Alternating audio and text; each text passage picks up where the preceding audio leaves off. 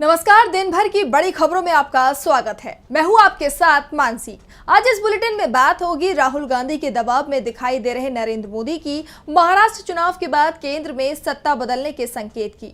देखेंगे आपके मोदी सरकार पर हमले को, चीन के मुद्दे पर घिरी मोदी सरकार को। जानेंगे पीएम मोदी पर उद्धव के करारे वार को और बुलेटिन के आखिर में देखेंगे जाने माने कार्टरिस्ट इरफान की किस खबर पर पड़ी तिरछी नजर। लेकिन दिन भर की तमाम बड़ी खबरों से पहले एक नजर आज की सुर्खियों पर।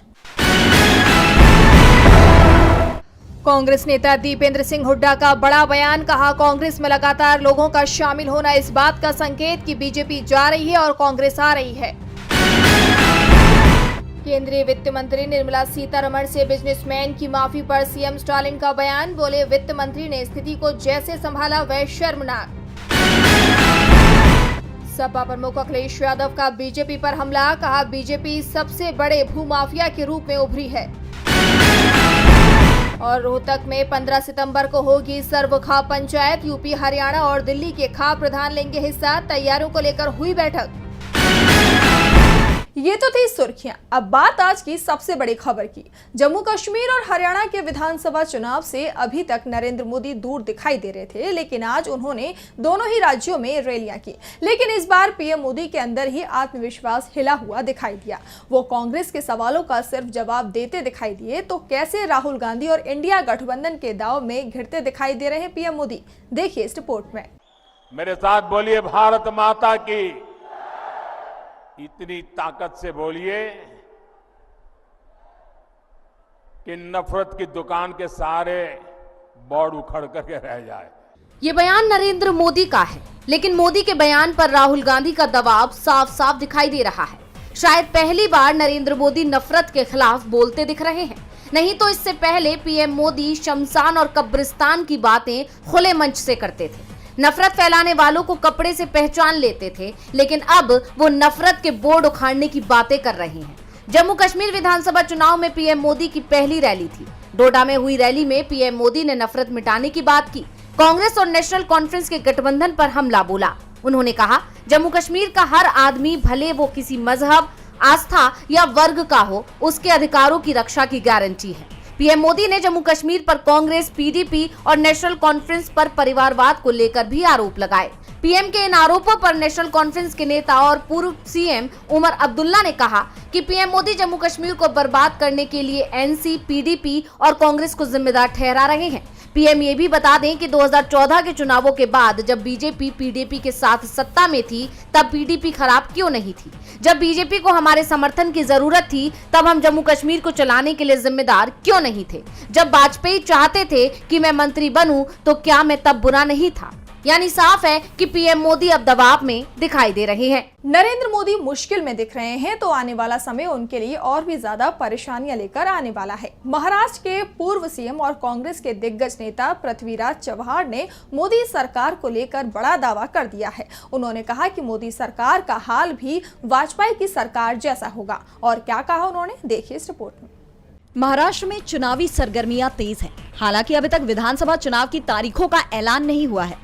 तो इस बीच महाराष्ट्र के पूर्व सीएम और कांग्रेस के दिग्गज नेता पृथ्वीराज चव्हाण ने मोदी सरकार को लेकर बड़ा दावा किया है। यहां तक कि ये भी कह दिया है कि केंद्र में पीएम मोदी की कुर्सी डामाडोल हो जाएगी। चव्हाण ने कहा कि इस साल के आखिरी में महाराष्ट्र और झारखंड में भी विधानसभा चुनाव होंगे। संभावना है कि 26 नवंबर से पहले दोनों ही राज्यों में चुनाव का काम पूरा हो जाएगा। महाराष्ट्र में बीजेपी की हार तय है। यहाँ महाविकास अघाड़ी गठबंधन की सरकार बनेगी और जैसे ही महाराष्ट्र में एनडीए की सरकार जाएगी, इसका असर दिल्ली की सरकार पर भी दिखाई देगा। महाराष्ट्र एनडीए के हाथ से जाएगा तो नीतीश कुमार और चंद्रबाबू नायडू मोदी के साथ खेल कर देंगे। जैसे अटल बिहारी वाजपेयी की सरकार 13 महीनों में गिर गई थी, वैसे ही नरेंद्र मोदी की सरकार भी गिर जाएगी। कांग्रेस नेता ने साफ संकेत दे दिए हैं कि नायडू और नीतीश दोनों ही कांग्रेस हाईकमान के संपर्क में है। जिस तरह से केंद्र की मोदी सरकार देश पर अपना एजेंडा थोप रही है, उसे लेकर दोनों ही दलों की नाराजगी सामने आ रही है। खास तौर पर वक्फ बिल को लेकर एनडीए में दो फाड़ के हालात बन चुके हैं। साफ है कि कांग्रेस के पूर्व सीएम पृथ्वीराज चव्हाण ने जो दावा किया है, उसके पीछे मजबूत वजह भी मौजूद है। चव्हाण ने जो संकेत दिए हैं, उसमें साफ है कि एनडीए के सहयोगी दलों के साथ कांग्रेस की डील तय हो गई है। इंतजार बस महाराष्ट्र चुनाव का चल रहा है। दिसंबर में केंद्र में इंडिया की सरकार बन सकती है। कांग्रेस के बड़े दावे ने देश की राजनीति में हलचल मचा दी है, तो दूसरी तरफ आप सांसद संजय सिंह ने मोदी सरकार के मंत्री पर बड़ा आरोप लगाया है। संजय सिंह ने कहा कि सुप्रीम कोर्ट के फैसले के बाद गृह मंत्री को अपने पद पर रहने का अधिकार नहीं है। तो क्यों कहा संजय सिंह ने ऐसा, जानने के लिए देखिए ये रिपोर्ट। मुख्यमंत्री अरविंद केजरीवाल को जमानत मिलने के बाद आप सांसद संजय सिंह ने बीजेपी पर करारा हमला बोला है। उन्होंने कहा कि हर तानाशाही का अंत होता है, तानाशाह झुकते हैं, केवल झुकाने वाला चाहिए, और वो व्यक्ति अरविंद केजरीवाल है। वहीं गृह मंत्री अमित शाह पर आरोप लगाते हुए उन्होंने कहा, सीबीआई अमित शाह के पिंजरे में कैद है। सीबीआई ने अमित शाह के इशारे पर अरविंद केजरीवाल की गिरफ्तारी की, और इसलिए मैं मांग करता हूं, माननीय सर्वोच्च न्यायालय के फैसले के बाद कोई नैतिक अधिकार नहीं है देश के गृह मंत्री को अपने पद पर बने रहने का। देश के गृह मंत्री अमित शाह को तत्काल इस्तीफा देना चाहिए। उनको अपने पद पर बने रहने का कोई अधिकार नहीं है। संजय सिंह ने कहा कि केजरीवाल की जमानत पर सुप्रीम कोर्ट ने वही बातें कही जो हम पहले दिन से कहते आ रहे हैं। केजरीवाल ने हौसले के साथ जेल की चार दीवारी के पीछे लड़ना स्वीकार किया, मगर झुकना स्वीकार नहीं किया। उनके नेतृत्व में आम आदमी पार्टी पूरी मजबूती से खड़ी रही। संजय सिंह ने अमित शाह को घेरा, तो वहीं मल्लिकार्जुन खड़गे ने सीधे पीएम मोदी पर ही सवाल उठा दिए हैं। खड़गे ने कहा कि चीन के खिलाफ मोदी सरकार ने सरेंडर कर दिया है। और क्या कहा खड़गे ने, जानने के लिए देखिए ये रिपोर्ट। भारत की सीमा पर चीन की मनमानी को लेकर विपक्ष लगातार मोदी सरकार पर सवाल उठाते आया है, और अब एक बार फिर कांग्रेस अध्यक्ष मल्लिकार्जुन खड़गे ने इसे लेकर मोदी सरकार को घेरा है। खड़गे ने ट्वीट कर लिखा कि नरेंद्र मोदी का अथाह चीनी प्रेम भारत की आर्थिक और भौगोलिक संप्रभुता एवं अखंडता के लिए खतरा है। अब विदेश मंत्री ने कहा है कि चीन के साथ 75% डिसएंगेजमेंट हो चुका है। ये वही विदेश मंत्री हैं जिन्होंने अप्रैल 2024 में China has not occupied any of our land जैसा बयान मोदी जी की क्लीन चिट को कॉपी करके ही दिया था। मेक इन इंडिया और आत्मनिर्भर भारत पर पूर्णतः नाकाम रही मोदी सरकार अब डोकलाम और गलवान भूलकर चीनी कंपनियों के लिए लाल कारपेट बिछाने में मशगूल है। मोदी सरकार ने पहले ही चीनी नागरिकों के लिए वीजा जारी करना आसान कर दिया है, और चीनी निवेश के लिए भी तैयारियां हो रही हैं। खड़गे ने मोदी सरकार से अहम सवाल किए हैं कि क्या यह सच नहीं है कि देपसांग मैदान, डेमचोक नाला और हॉट स्प्रिंग्स और गोगरा पोस्ट में कई पेट्रोलिंग पॉइंट्स से अभी भी भारत वंचित है। क्या यह सच नहीं है कि मई 2020 के कई अतिक्रमण बिंदुओं पर भारत की दावा की गई रेखाओं के अंदर बफर जोन बनाकर मोदी सरकार ने चीन के पक्ष में एक वास्तविक बदलाव को मंजूर कर दिया। खड़गे ने दावा किया कि गलवान के बाद से चीनी सामान का आयात 56% बढ़ गया है। ऐप बैन करना तो दिखावा था, मोदी सरकार अब खुलकर चीनी निवेश की पैरवी कर रही है। मोदी का चीनी लगाव देश के लिए हानिकारक है। खड़गे ने जहां चीन के मुद्दे पर मोदी सरकार को घेरा है, तो वहीं शिवसेना यूबीटी के चीफ उद्धव ने मणिपुर के मुद्दे पर पीएम मोदी को घेरा है। उद्धव ने कहा कि मोदी सरकार रूस यूक्रेन युद्ध रोकने के लिए कबूतर उड़ा रही है, लेकिन मणिपुर की हिंसा पर मोदी सरकार ने चुप्पी साधी हुई है। महाराष्ट्र में विधानसभा चुनाव से पहले सियासी सरगर्मी तेज है। ऐसे में शिवसेना यूबीटी के चीफ उद्धव ने पीएम मोदी और एनडीए सरकार पर तीखा हमला बोला है। सामना में लिखे लेख में उद्धव ने मोदी सरकार की मानसिकता पर ही सवाल उठा दिए। ठाकरे ने कहा कि मोदी सरकार रूस यूक्रेन युद्ध रोकने के लिए कबूतर उड़ा रही है, जबकि नॉर्थ ईस्ट के मणिपुर में हिंसा फिर से भड़क उठी है। वहां हिंसा पर मोदी सरकार के मुंह में दही जमी है। सामना के मुताबिक मणिपुर में पिछले 8 दिनों में वहां दोबारा भड़की हिंसा में 8 लोगों की जान चली गई। अब छात्र भी सड़कों पर उतर आए। छात्रों के इस आक्रोश को देखकर मणिपुर के राज्यपाल लक्ष्मण प्रसाद आचार्य मणिपुर छोड़कर सीधे असम की राजधानी गुवाहाटी पहुंच गए। पिछले 1.5 साल में म्यांमार बॉर्डर पर ये राज्य जातीय हिंसा से जूझ रहा है। इस हिंसा में अब तक 200 से ज्यादा लोगों की जान जा चुकी है। केंद्र सरकार ने मणिपुर की जनता को बीजेपी के सीएम बीरेन्द्र सिंह और मणिपुर से भागकर असम पहुंचे राज्यपाल लक्ष्मण प्रसाद आचार्य के हवाले कर दिया। सामना के जरिए पीएम मोदी पर निशाना साधते हुए कहा गया कि पीएम मोदी के पास पुतिन और जेलेंस्की से मिलने का समय है, लेकिन 1.5 साल से अशांत मणिपुर के आम लोगों से मिलने का उनके पास वक्त नहीं है। बार बार हिंसा की चपेट में आने वाला मणिपुर केंद्र की मोदी सरकार की लापरवाही का पाप है, जिसके बाद से केंद्र सरकार और पीएम मोदी पर सवाल खड़े हो रहे हैं। सवाल ये भी है कि आखिर पीएम मोदी मणिपुर कब जाएंगे।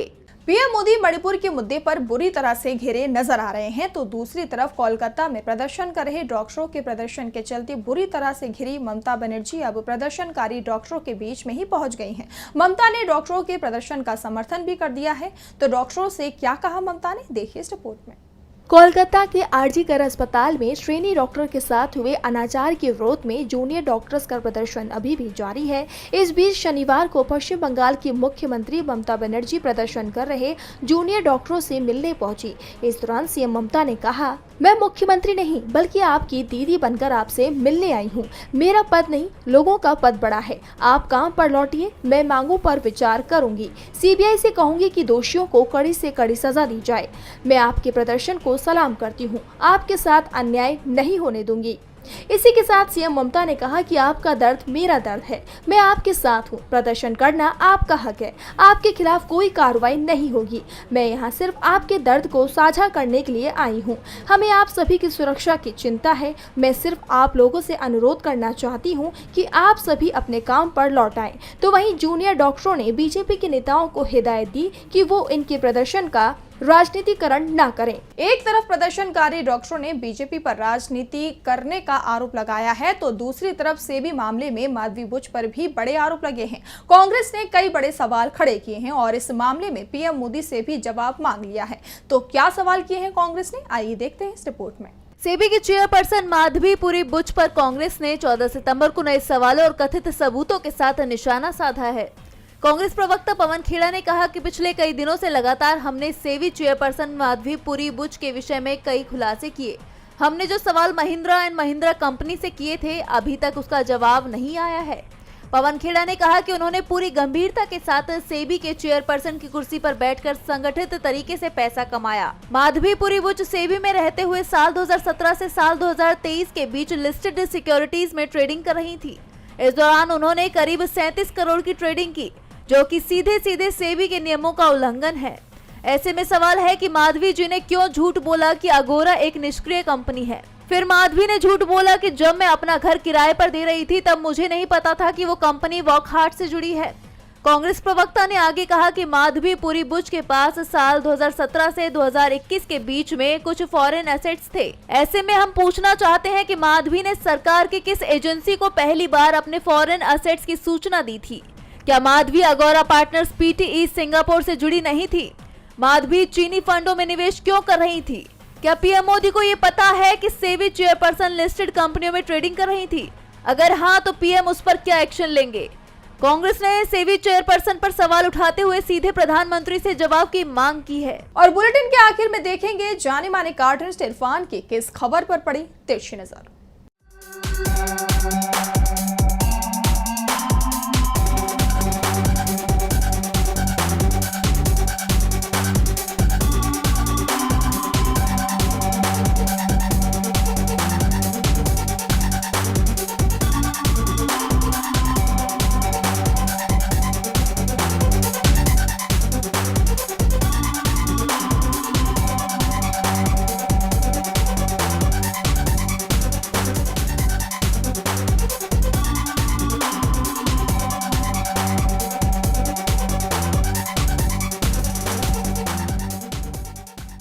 केंद्र में देश की समस्याओं के लिए प्रधानमंत्री लगातार एक खानदान को जिम्मेदार बताते हैं। अब कश्मीर में कह रहे हैं कि कश्मीर को बर्बाद करने वाले 3 खानदान हैं, मगर कहने वाले तो ये भी कहते हैं कि कश्मीर को खानदानों ने नहीं, सिर्फ 2 लोगों ने बर्बाद किया है।